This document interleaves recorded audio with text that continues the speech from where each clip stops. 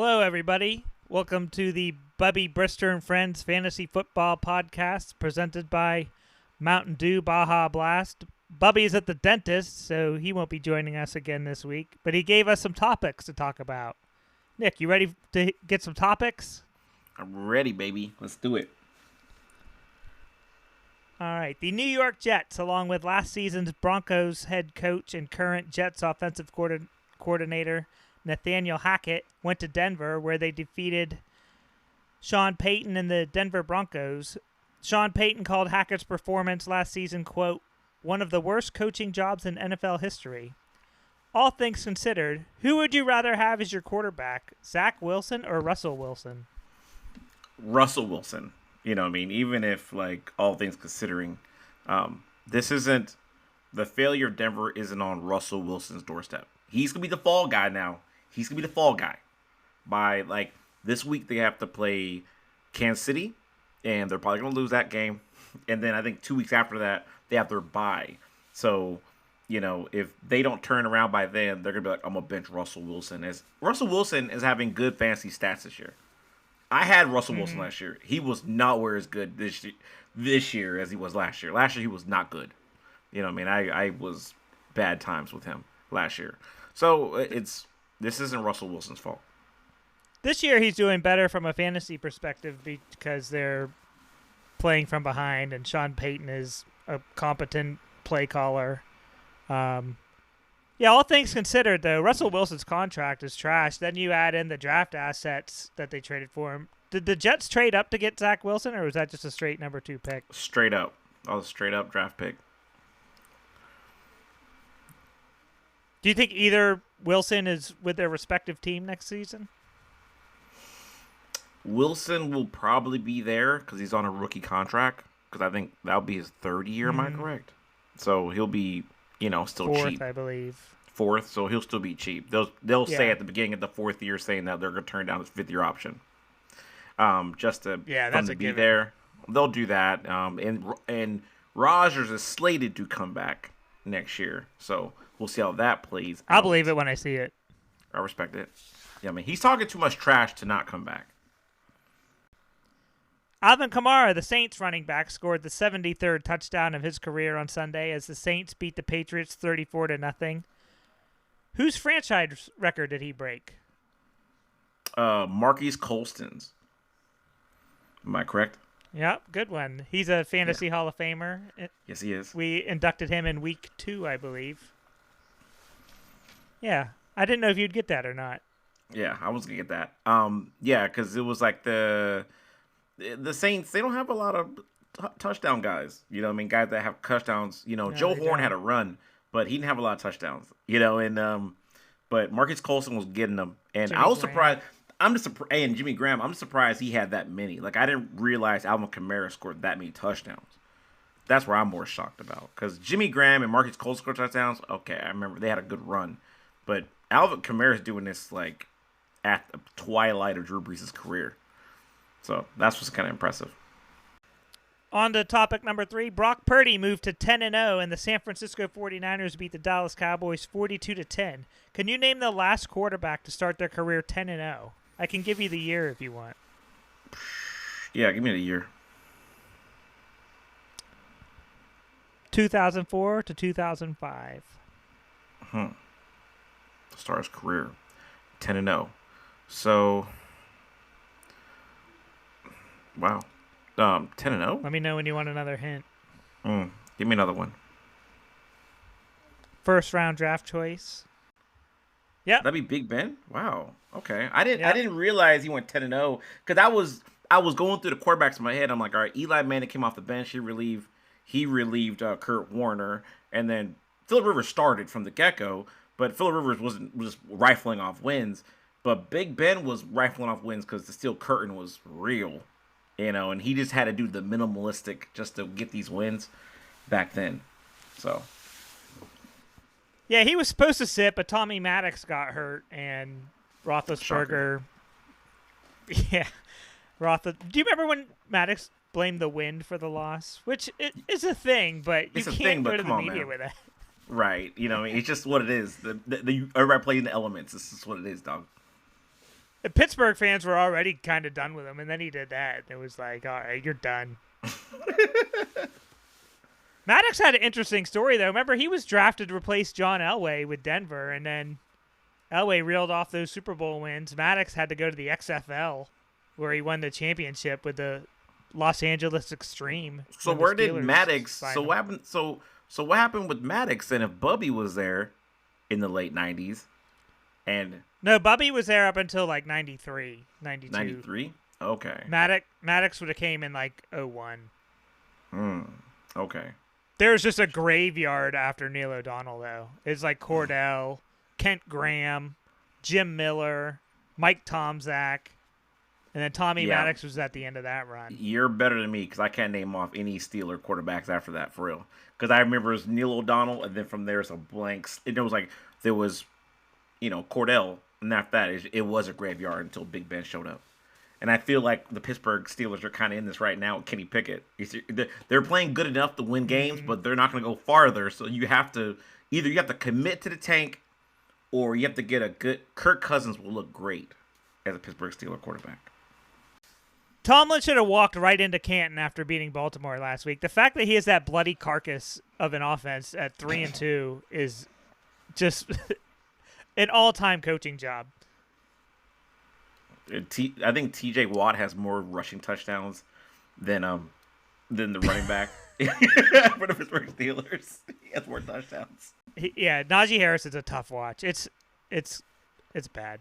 Number 4, the Miami Dolphins piled up 524 yards in their 31-16 victory over the Giants, giving Miami an NFL record 2,568 yards through 5 games. Can you name one of the 3 teams they passed to set that record? Ooh, all right. Like before I can give you the years. All right, no. I'll try. All right, let's try the Minnesota Vikings. Nope. Like the 90. It was not them. All right, how about the Houston Oilers, the running gun ones? Ooh. All right, how about the 99 Great Show on Turf? Damn it. All right, the Patriots? The 2000 Rams. All right, 2000 Rams. All right. 2000 Rams. Let's try the Patriots with Tom Brady and Randy Moss and them. They had a lot of yards that year. You got the franchise right, but the year wrong. The 2011 Patriots. Okay. The last team, though, is another Wes Welker product. The 2013 Broncos. The Broncos? Yeah. Forgot they had a lot of yards. All right, 2-part question. Do you remember whose house Lisa Left Eye Lopez burnt down? Ooh. Yes. It was her man, Andre Rison, man. He was light-skinned cat. I remember him. Yeah. Yeah, Andre cool Rison. Jersey. Him and Dion used to go at each other all the time when they were both Falcon players. I loved watching that Falcons team play, and I was a big Andre Rison guy. Andre Rison holds the record for most teams scoring a touchdown with. Can you name them? And I was able to do this when I made this question. So I mean, most teams he scored touchdown for or against? 4. He scored touchdowns with 7 different franchises. Damn, he was on 7 different teams? Damn it, Andre. All right, so you got Atlanta. Was Philly one of the teams? Yeah. All right. No Philly. No Philly? Was it Washington? Nope. All of them are in the AFC except for 1. Holy smokes. I would never picture that. Yeah, I'm kind of actually blown. Chargers? Nope. All right, I give up. I tried. Do you remember who drafted him and how he ended up in Atlanta? No, I do not. I have no idea. I believe he was traded for Jeff George, the right to be drafted number 1. So the Colts drafted Andre Rison. He was traded to Atlanta. He then signed a big money deal with the Browns, flamed out there. He then signed with the Jaguars, flamed out there. He signed with the Packers midseason, won a Super Bowl. That was the one NFC team. He caught a touchdown. Okay. And then he ended his career with the Chiefs and Raiders. He's a perfect Raider, by the way. Yeah, definitely Raider. But he fit that, but they're like, the Raiders were like, Raiders, Atlanta's like Raiders East. we're bad. Look at us. We're thugs. Yeah. And it's like, are y'all? Are you guys really? Yeah. I like that comparison. That's pretty good. I have a bonus question. Can you name the CFL team that Andre Rison won a Grey Cup with in 2004? The Argonauts? Yep. Did you know that, or was that a guess? I actually did know that. I actually did know that. I don't know like football, NFL stuff, right? All right, so NFL stuff. I became an NFL fan back in like '97. So like anything prior to that, I'm kind of like really foggy unless it's like major. I'm a big NBA fan. I know NBA stuff throughout like the early '90s, late '80s because I watched a lot of basketball from then. So that's why I'm like, yeah, I kind of know that. And I was big into European football, and CFL is interesting because it's CFL. It's just interesting. The Grey Cup's awesome. The Argonauts are interesting because that's who Rocket Ishmael signed with when he foregoed the NFL draft, when he was going to be the #1 overall pick by the Cowboys. Yeah. And they ended up taking Russell Maryland because Ishmael signed with the Argonauts. It's you know what I mean? I respect the Canadian Football League. I think Canadian Football League needs their roses because, you know, Doug Flutie, what's dude's name? Like for the Houston Oilers quarterback. Warren Moon. You know, they made their bones there, you know what I mean? Winning championships. They were legit players there. Chris Carter's son had a big CFL career, I think. Oh, yeah. He had a little small NFL career, too. He just didn't really stick. So then the last topic Bubby gave us is Chicago Bears great Dick Butkus passed away last week. On IMDb, he has 62 acting credits. Can you name 3 of Dick Butkus's 62 IMDb credits? 60? He has 60 of them? Yeah. Was he in an episode of Cheers? He might have been. I didn't write that one down. I'll look. I feel like he'd be in an episode of Cheers or some shit. He definitely made a bunch of sitcom appearances around that time. That's what it feels like. It's like Cheers. I don't know, man. That's intense. That's way beyond me. Give me like the top the three really best ones. I'll give you the easiest hint possible is football movies. So just football name movies. 3 football movies. All right. So what it would be like? Was it? The Longest Yard. Is that one? Watch It Not Be. Nope. See? Nope, it's not. I don't know. Because he's not gonna be on Remember the Titans. He's not on like the program. He Rudy. I mean, I'm naming football movies here. You know, and he's in none of these. How is this possible? Yeah, what you just did is pretty impressive. I'm ducking him all over the place. Name 5 movies that he's not football movies that he is not in. Remember the Titans. Yeah, so Any Given Sunday. Any Given Sunday, okay. Necessary Roughness. Right, no Varsity Blues. Okay. Yeah, Necessary Roughness. The Last Boy Scout. Last Boy Scout's not a football movie. All because Billy Blanks runs through a football field at the beginning and shoots 3 guys in the face does not make it a football movie. I think Damon Wayans throws the football around a couple times with Bruce. It's not a football movie. Dick Butkus was in an episode of Coach. Oh, Coach. I loved that show as a child. That was great. He was in a TV movie called Time Out for Dad. Who? To Cheers, I don't see Cheers on here, but I see Night Court, Kate and Alley, Matlock, Growing Pains. Oh, the big one is he was on 27 episodes of My Two Dads. Remember he played like the bartender? No, I do not, but that's impressive. 27 episodes. My man was a cast member. Even more impressive than that is 52 episodes of a show that debuted in 1995 called Hang Time. Hang Time? The hell is that? Hang Time. I thought you might remember this. No. The fuck is Hang Time? He played Coach Mike Katowinski. He's on an episode of the Bernie Mac Show. Okay, all right. We like Bernie Mac Show. What? It's an American sitcom. All right, for those who don't know, like myself, uh, this show came out in '95. The cast is really interesting. It had 6 seasons, which is incredible. Anthony Anderson was actually one of the characters on the show. He was a young man back then, and Dick Butkus, his headshot looks crazy. If you ever Google it, he looks crazy. He does not like a football player in his headshot. And then there's nobody else famous on that show. I don't know anybody else but Anthony Anderson. Everybody else is nobodies. It's very a guy named Jay Hernandez is on there too. Watch out. And Kenny Silk Hayes. So it's an interesting show here. It looks like the synopsis is a new transfer student tries out and wins position in Tornado's high school boys. It's a girl playing basketball with a bunch of boys. Yes, that's it. I remember this now. Reggie Theus was on this show. It's an NBC show. You remember Reggie Theus? No. Yeah, it used to air after Saved by the Bell. Oh, yeah. All right, I ain't talking about, yes. Yeah.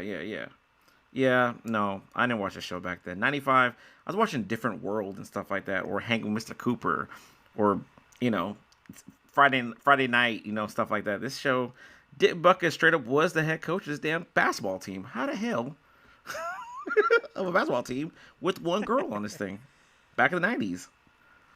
So there's probably a lot of jokes on here, a lot of sexist jokes on here about like, oh, you're a girl, ha ha ha. It's there, but 6 seasons is very impressive. Last episode premiered last episode aired in 2000. That's incredible.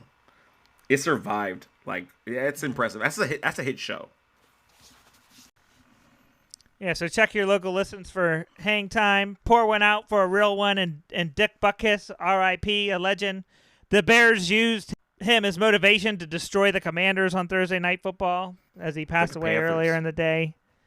The Panthers. Man, okay? That was so Riverboat sad. Ron is in trouble. He is in danger.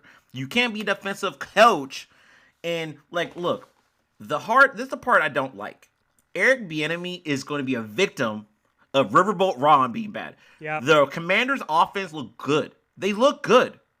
But you can't give up 35 points a game. Paddleboat Ron. That's what we call him now. 35 points a game. Your defense can't do that and expect to win. And then the head coach, defensive coach, they're not going to fire homeboy and then hire Eric Bieniemy. Eric Bieniemy is going to be looking for a job next year. And you know what? I feel like the Buccaneers are going to need to do offensive coordinator next year because the guy we have is going to get hired somewhere else. So you know what? Come on down south Tampa. That'd be fun. Yeah. That would be real fun. You ready to break into these box scores? Let's break it down. All right. So we're recording Wednesday night after waivers. There was a flurry of roster moves we'll get to. Many of them involving me. I'm first up here. Fresh meat. I lost this game to the Renegades, 176-89. Renegades moved to 5-0. I've now lost 2 in a row. I am down to 1-4, and the wheels fell off for me this week. Totally. I have 8 new players on my roster for next week. I had a rage drop session Tuesday morning where I dropped Odell Beckham. He had 7 catches through 5 games. I dropped my head coach defense. I dropped the best kicker in the league on paper anyway, Justin Tucker. I woke up and the news was Justin Jefferson was going to be placed on IR, which I kind of expected. When you leave a game with a hamstring injury, it's never good. So I'm looking at my roster, and I'm like, what can I do? I need to get a new receiver. The only asset I really had that I could trade was Lamar Jackson because, it's kind of easy to plug a hole at quarterback. I was able to trade Lamar Jackson to the Mile High Salute. I could only get damaged goods in return, though, in the form of Deshaun Watson and T. Higgins. After I made that trade, I decided I might as well trade Justin Jefferson and at least shop him. I'm 1-4. I don't got time to wait. I threw it out there. Justin Jefferson is available. I negotiated with dead money. He almost gave me Derrick Henry. That's an exclusive. Then I was offered in the evening Deebo Samuel, and I had to take it. Deebo Samuel he's a good number 2 receiver. He'll fill the hole. If T. Higgins can get healthy, I could pair them with Jalen Waddle. Will, who I traded Jefferson to, Smash Hawk, he's also 5-0, so he can afford the 4-week hit, and he has Jamar Chase on his team. So come playoff time, he might be pretty lethal. But yeah, I got trounced in this game. Jalen Hurts got 37. David Montgomery, 19 carries, 109 yards, 1 touchdown for 26 points. Gabe Davis even had a 100-yard game and a touchdown for 22 points. Dallas Goddard came back to life here, 25 points, 8 catches, 117 yards, and a touchdown. Everything went right for the Renegades except for Roschon Johnson got a concussion and left.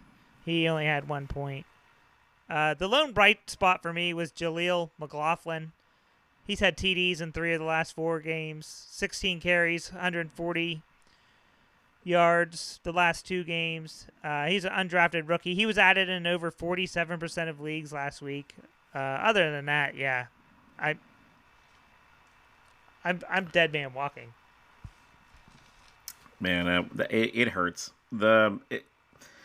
You're a victim of like this year with the helter skelter, just the injuries and then the uncertainty of things. Impressive stat though, your man Laporta has the same amount of career touchdowns as Kyle Pitts. Oh my God. Fun stat, really fun stat there.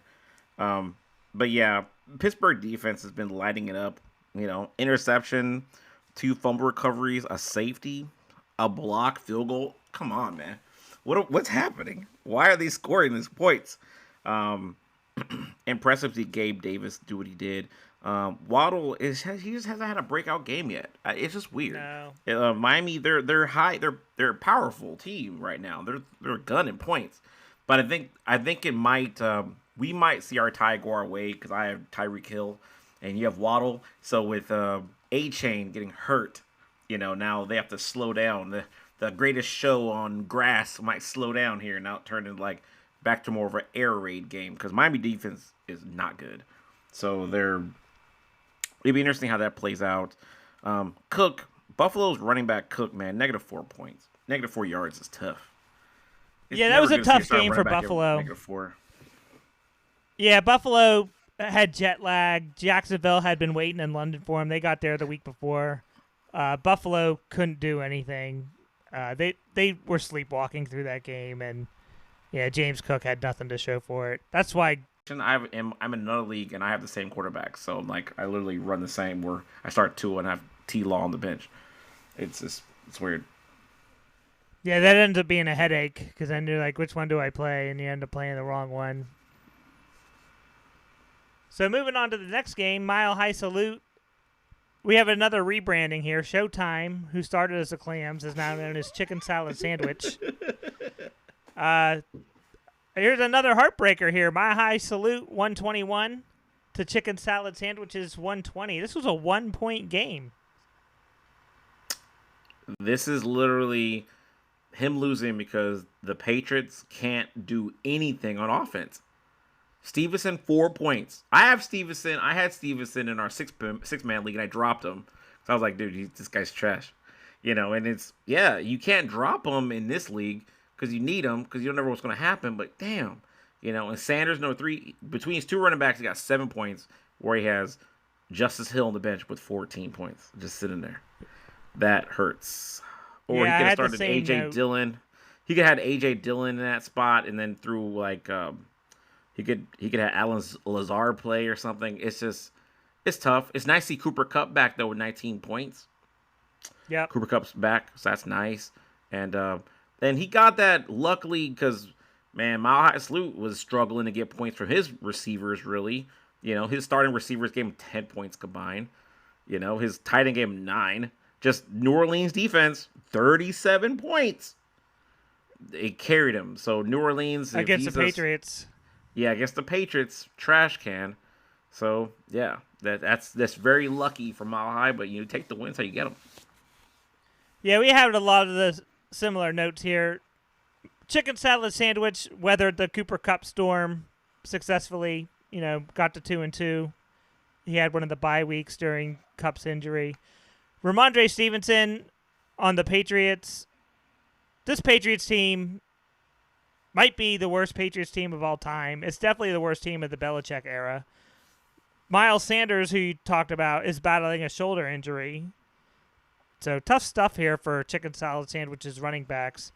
To my high salute, he had 57 combined points from the defense, kicker, and head coach. Wow. He had 5 single-digit scores, including the quarterback. He had to play Jordan Love, who might not be good. That's why another reason why he traded for Lamar Jackson. Joe Mixon had a very solid 23. And then he has Romeo Doubs and Christian Watson, both of the Packers. That is a headache. The idea that he sat Christian Watson, though, that's incredible. I wouldn't start. I mean, you start Christian Watson. He's the number 1, right? Yeah, he traded DeAndre Hopkins for Christian Watson. And then just sat him. He also traded Saquon for Romeo Doubs and Brian Robinson. He got 11 total from that trade, so that's underwhelming. He's had terrible injury luck this year, so that's another reason why he unloaded Deshaun Watson and T. Higgins onto me. He's just trying to dig out of that injury hole. T. Higgins is tough because he has that cracked rib or bruised rib, and ribs only heal over time, and that's not getting hit. So we'll see how that plays out. But heartbreak loss. Yeah, and he takes a lot of contact. Chicken salad. I hope he keeps his name. That's my favorite of the ones he's had so far this year. Chicken salad sandwich is just like, what? It rolls right off the tongue. Chicken salad sandwich. On to the next game. Stealing the Wins versus Boy Scout Trombones. Boy Scout Trombones just leveled him 184 to 106. Stealing the Wins is 2-3. Boy Scout Trombones moves to 2-2. Interesting decision here for Boy Scout Trombones. He went with Slingin' Sam Howell over Joe Burrow. Both of them scored 35 points. It shows how low Burrow had fallen. Now that you've seen he can do it, I'm sure he's going to roll with Burrow for the foreseeable future. James Conner, you nailed this one. He got injured and has since been dropped. He's out there on the waiver wire. He's been placed on IR, though, so oh, man. Who knows what's going to happen with him. Oh, man. The Walking Dead. It officially hit. You know what I mean? It's a shame.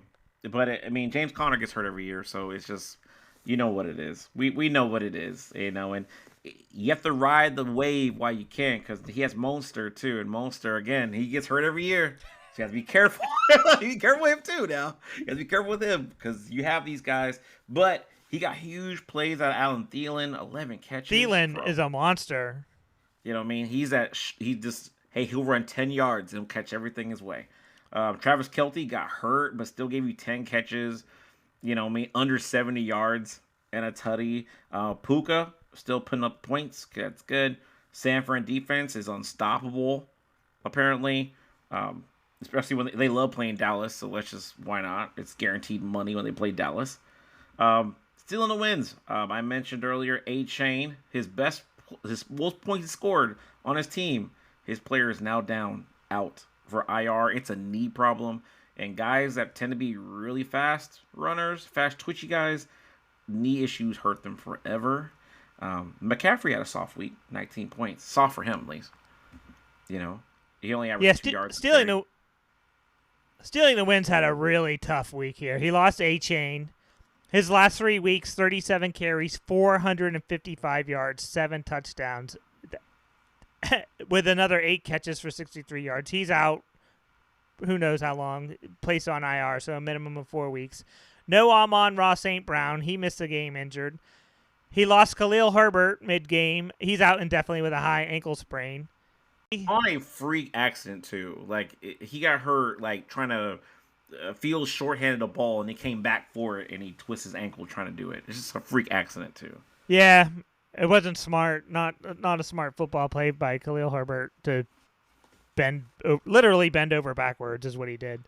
Well, yeah, he's at the Cincinnati head coach, finally. When they finally got a win, he didn't get the win. I'm fascinated by this. This is my favorite story of the fantasy season.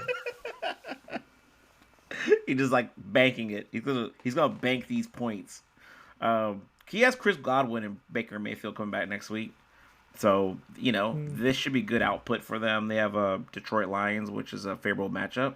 I project both of them probably getting between about 45 points, I think, this week coming up with Mike Evans kind of injured-ish. We'll see how Thursday rolls for him. But Darren Waller, there's a sighting. We have a sighting, ladies and gentlemen. We have a sighting. 8 for 86. He's alive. Hey, he's alive. Danny Dimes had time to throw him, and now Danny Dimes is hurt. But we'll see how it goes. Tyrod Taylor loved throwing tight ends, so let's Tyrod Taylor's his backup. Oh, yeah, you didn't know that. He's recovered from the Chargers team doctor stabbing him in the lung, trying to ruin his career. But yeah, stealing the win still has McCaffrey though, so we'll see if that's enough to get him to the finish line. Fascinating stat here. He got a combined 0 from his defense, kicker, and head coach. That is an interesting stat. That's impressive. Very. Moving on to the second to last box score. Sweetness 34 here fell to 1-4. Pit Sweat is a player. He's won 3 in a row. He's 3-1. This game was 153 to 147. Pit Sweat has Kamara, Swift, and Pacheco. They combined for 66 points. He has a running back monopoly. We thought Renegades of Funk had a good backfield with Montgomery, Pierce, and Nick Chubb. Not bad, even though Chubb's out for the year. Dead Money had some big backs with Henry, Pollard, and he traded for Saquon. But Kamara, Swift, and Pacheco, right now, that's the best running back trio in the league. A.J. Brown is on a tear the last 3 weeks, 78 points in that span. Another 100-yard game this week. He took a 0 from Hunter Henry, though. There are no fantasy-relevant New England players. Not the defense, not the kicker, not the head coach, not the running back, not the receiver, not the quarterback, and not the tight end. There's nothing in New England. I have Hunter Henry in another league, and I got 0 from him as well. I'm part of the 0 Hunter Henry team. I had him in my other league, and I'm like, are you kidding me? I started him over Darren Waller because Darren Waller was showing me nothing. And the targets that Hunter Henry was getting, I was like, this might be worthy starting. There's something cooking here. Wrong. Really interesting thing, though, looking at Sweetness 34, though, second running back spot, P. Taylor. He's a free agent. He has 2 yards. Who's P. Taylor? Aaron Jones. So Aaron Jones has been a massive bust. He basically hasn't played since week 1, and Aaron Jones was ruled out pregame, so he had to make a move for Patrick Taylor, just like throw a dart.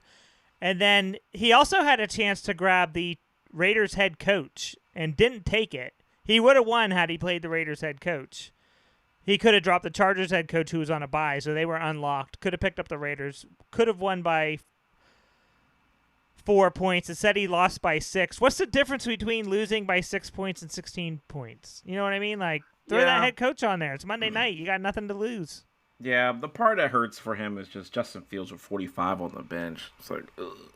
And I understand why he didn't start him, because he's untrustworthy. And you have Brock Purdy. But, golly, that 45, that hurts, because 45 would have got him over the mark. It would have got him there to a tie, and then he would have lost in a tie. But, I mean, still. There's no fault there, though. Yeah, there's no fault there. Olave's having such a down year. A.J. Brown, I feel like Hurts is playing good, but he's not playing as good as he did last year. Because I feel like, Donovan Smith is a non-factor this year. He just runs straight line, and that's it. Like, they let A.J. Brown do whatever he wants to do. Addison stock's going to go way up now because, with Jettis on the bench, Nico Collins, soft week. That hurt, because Nico's been really good, and that's probably his weakest game he's had all year. So that's interesting setup there. So, I mean, it's tough money. It's tough. Yeah, Purdy threw 4 touchdowns, 3 of them to Kittle. It's a tough loss. Olave is now battling a toe injury and game script in this one because they went up so big on New England. So it'll be interesting to see what happens to Olave going forward. And then Patrick Mahomes had 29 points for Pit Sweat. We called him the safest player in fantasy in the draft episode, and that's why. Like, it's just a quiet, simple 29 points, under 300 yards, 2 touchdowns.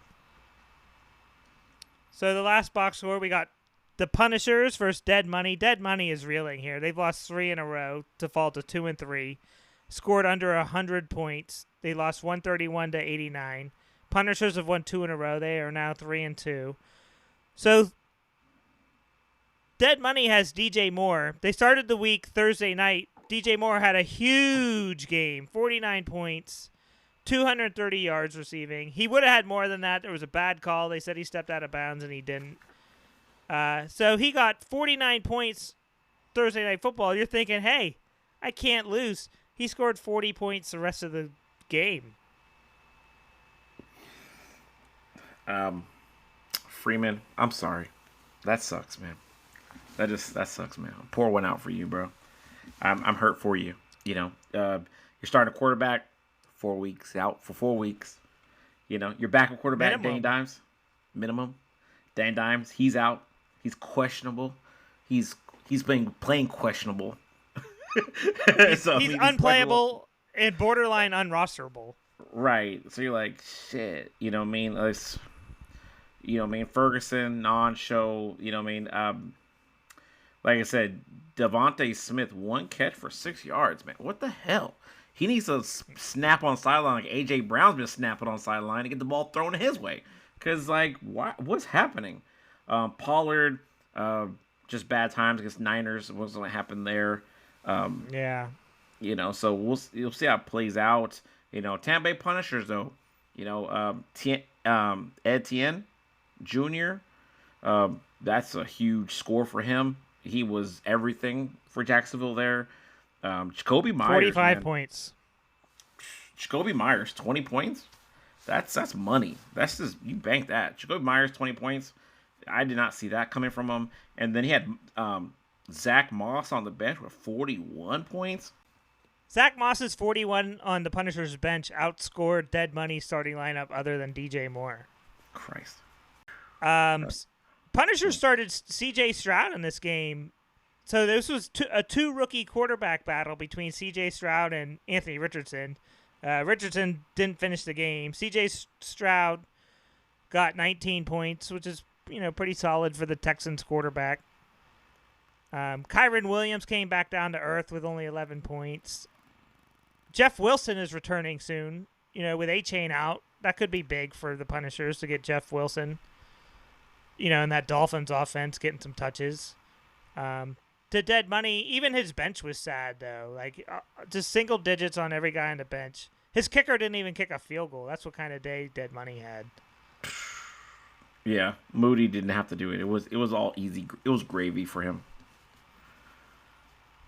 It was all extra points. 6 extra points. That's an easy day. The Punishers got some key bye weeks out of the way early here. They got Eckler, Justin Herbert, and Tyler Lockett. All their bye weeks are out of the way now. That is true. So he's getting ramped up for his playoff push.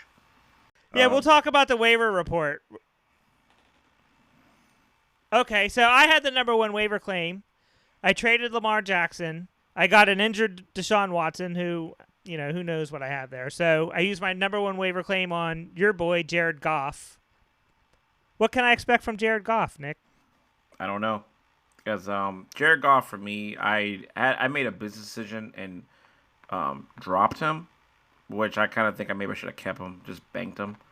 But I thought about it after. I was like, shit, maybe I should have kept him and not start him, because I just feel like he has a stretch where the competition he has to play is really tough, and he hasn't been playing bad well. Matchup this week. And bad matchup this week against Tampa.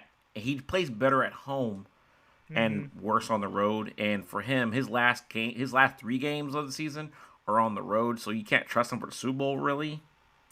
So I don't know. That's why I'm like, and I picked up the Arizona quarterback because he's giving me passing and running, and a later bye week. So I was like, I could float it, and then, you know, if he gives me 20 points, I'm happy for it. So yeah. You had the second waiver claim. You took the Commanders tight end, Logan Thomas. I'm a big Logan Thomas fan, but he always gets hurt, so good luck with him.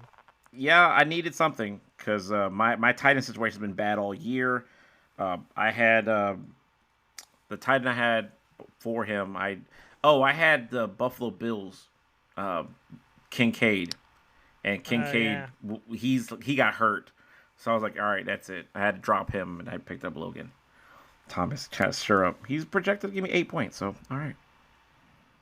Mile High Salute got Amare DiMarcardo, who's supposed to be getting James Conner's touches. That could be a sneaky good waiver claim here. We'll see.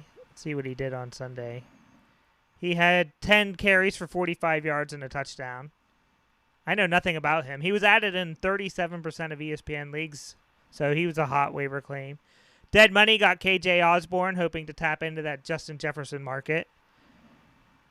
Chicken Salad Sandwich grabbed Josh Downs from the Colts and dropped Alan Lazard. Boy Scout Trombones took Dalton Schultz. I drafted him as my starting tight end and never played him. He had a big game in Week 5 against Atlanta. 7 catches, 65 yards, a touchdown for 19 points. Did you have a decision between Logan Thomas and Dalton Schultz since you were looking for a tight end? No, I'd not even consider him. I did not consider Logan Thomas. The Panthers, they throw the tight end. What do you want me to do? Yeah, he's good. He just always gets hurt. Dead Money, we talked about his quarterback woes with Anthony Richardson and Daniel Jones. He claimed Geno Smith. That's a decent solid quarterback to pluck off the wire. That's it. There were 27 overall waiver claims.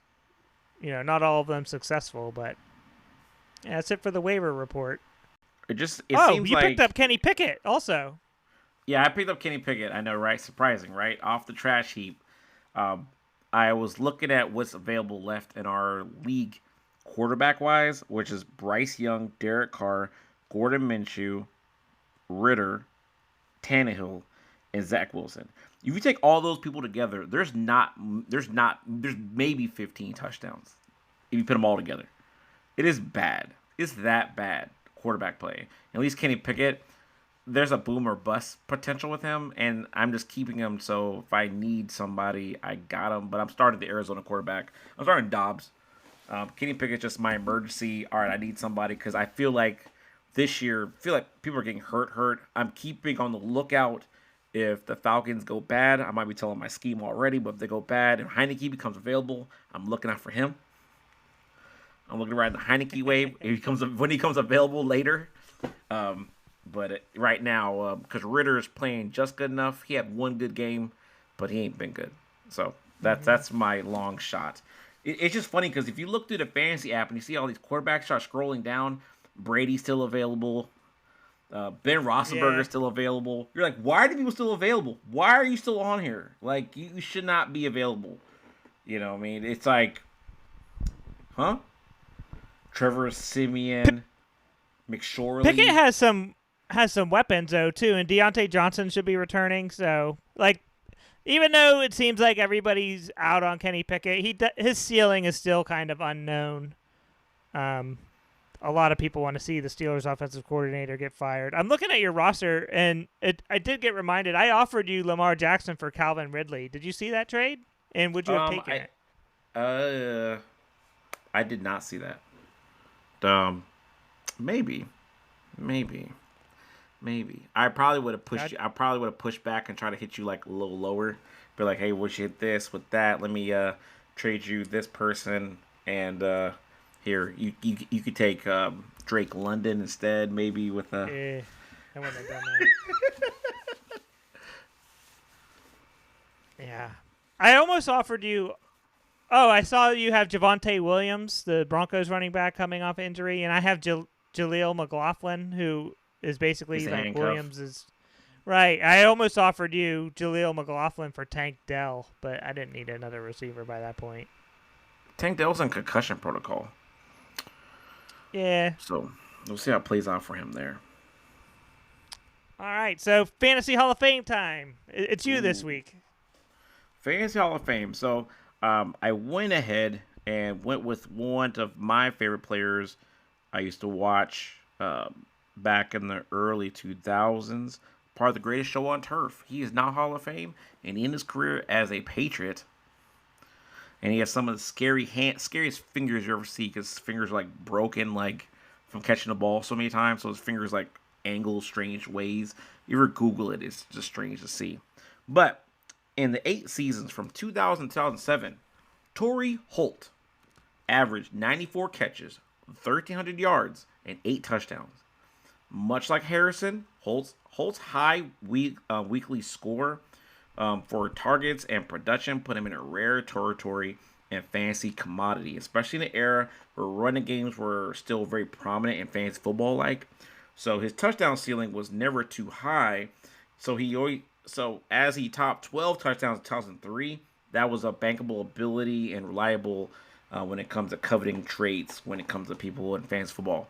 So like this guy, he was money. 94 catches a year, 1,300 yards. He's got, and that was part of the greatest show on turf. And even after the turf, when Mark Burnell took over, it was still not Mark Burnell. Sorry, Mark. Was it Mark? It was after Bolger. Kurt Warner. Mark Bolger. It is. Mark Bolger took over. They were still throwing. They were still slinging. It wasn't bad. So I like Torrey Holt. His game was good, man. They had a good run in St. Louis, man. Shout out to St. Louis Rams. Yeah, Holt signed after his Rams career. He signed with Jacksonville on April 20th, 2009. He got a 3-year, $20 million deal. He would only spend 1 season with Jacksonville. Yeah, he's got some accolades here, though.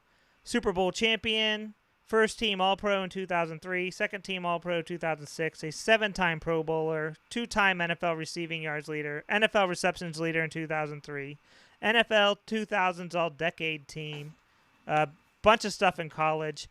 I'm looking at his touchdown numbers. He has 74 receiving career touchdowns. That's one more than Alvin Kamara, who we just talked about earlier this episode.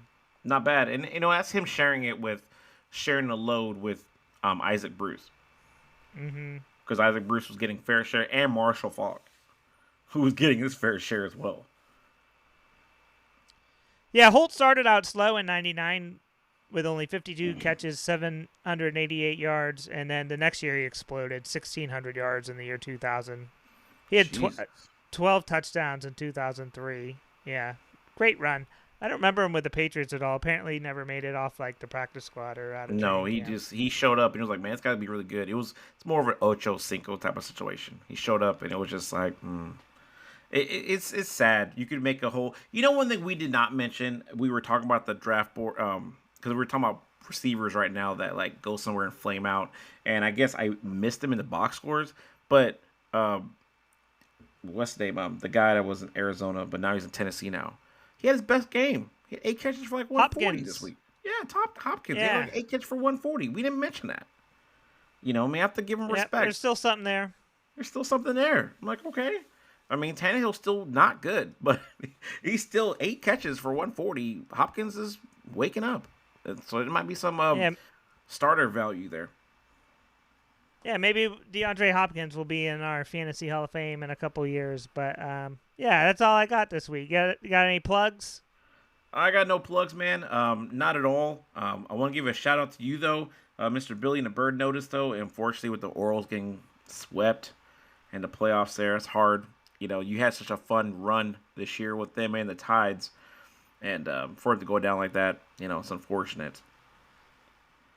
Yeah, watching the Tides win was great. We'll probably never see that again. The last time they won was like 40 years ago. The Orioles had a great season out of nowhere. Yeah, it's over. They got destroyed by the Rangers. Just they look like the Patriots against the Rangers this week. Not the Patriots. But yeah, hopefully Bubby will be back with us soon, and we'll talk to you next week. All right, guys. Have a good night.